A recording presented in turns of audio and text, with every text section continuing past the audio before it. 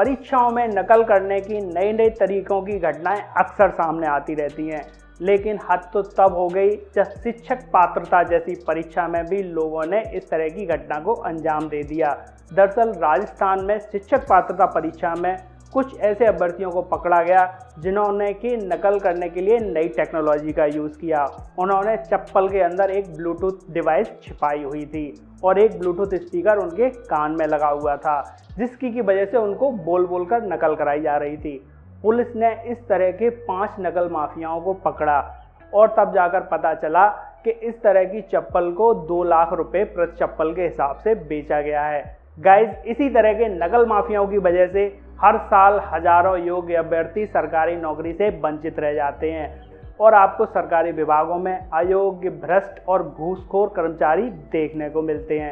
अपनी दुनिया में कलाकारों की कमी नहीं है और एक ऐसी ही यूनिक कलाकारी को बढ़ावा देने के लिए एक कंपनी ने इस तरह के खास कैप्सूल्स को बनाकर तैयार कर दिया, जिनके अंदर 24 कैरेट गोल्ड का वर्क भरा हुआ है। गाइस, इन कैप्सूल को खाने के बाद जो नेक्स्ट डे पॉटी होती है उस पर ये सोने का वर्क लगा हुआ आता है, जिसकी वजह से कि देखने में लगता है कि ये सोने की पॉटी है।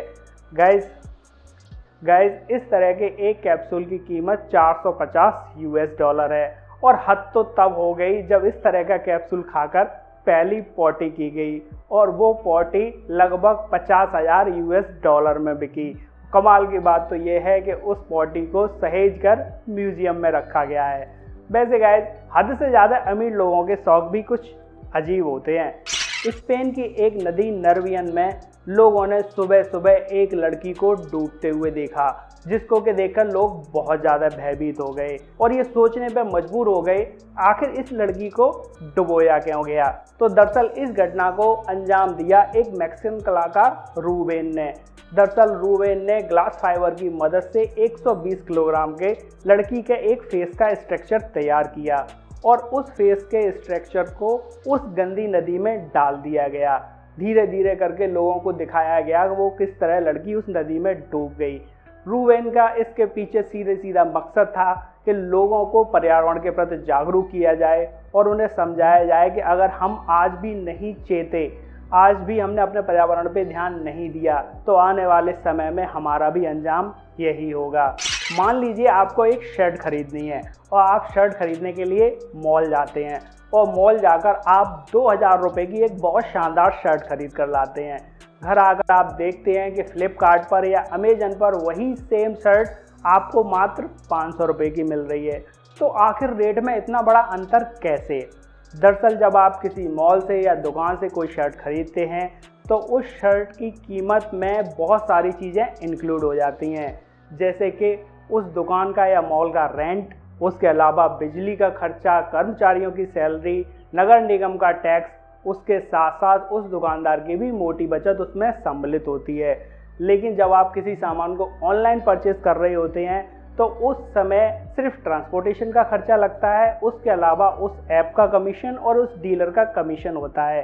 इसी वजह से ऑनलाइन इतना सस्ता सामान देने के बाद भी उन डीलर्स को बहुत मोटी बचत हो जाती है। एक चीज़ आपने भी नोटिस की होगी कि कुछ दवाओं के ऊपर बीच में इस तरह की पैरेलल लाइन होती है, जबकि कुछ दवाओं के ऊपर इस तरह की कोई लाइन नहीं होती। लेकिन आखिर इस लाइन का यूज़ क्या है? तो दरअसल इस तरह की लाइन उन दवाओं में यूज़ की जाती है जिनकी पावर डोजेज mg में आती हैं।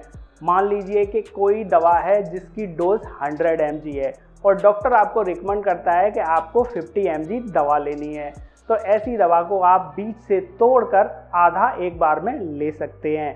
लेकिन जिन दवाओं पर इस तरह की कोई लाइन नहीं होती, उन दवाओं को कभी भी बीच से तोड़कर नहीं लिया जाता। वैसे गाइस, कोई भी दवा बिना डॉक्टर के सजेशन के कभी नहीं लेनी चाहिए।